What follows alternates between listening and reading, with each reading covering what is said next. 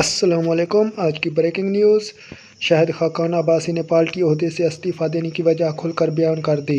اسلام آباد۔ مسلم لیگ ن کے سینئر رہنما اور سابق وزیر اعظم شاہد خاقان عباسی نے پارٹی عہدے سے استعفیٰ دینے کی تصدیق کرتے ہوئے کہا کہ مریم بی بی لیڈرشپ پوزیشن میں آئی ہیں، ان کو اسپین چاہیے، ہم وہاں ہوں گے تو اختلاف رائے بھی ہو سکتا ہے۔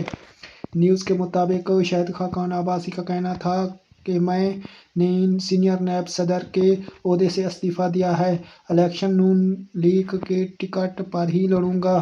نواز شریف کو پارٹی کا چیف آرگنائزر بنائے جانے کے اگلے ہی روز پارٹی قیادت کو اپنا استعفیٰ بھجوا دیا تھا۔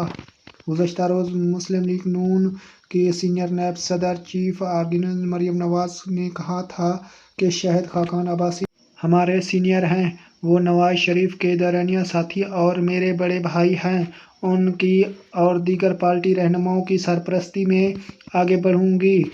میں شاہد خاقان عباسی سے خود ملوں گی، ہم اپنے دلوں کی باتیں ایک دوسرے کے سامنے رکھیں گے، لیکن مخالفین اس میں وہ جو خوشی ڈھونڈنے کی کوشش کر رہے ہیں، انہیں وہ خوشی نہیں ملے گی، کیونکہ شاہد خاقان عباسی بہت باوفا اور بااصول آدمی ہیں۔ یہ تھی آج کی نیوز۔ ندیم بلوچ کو اجازت دیں۔ اللہ حافظ۔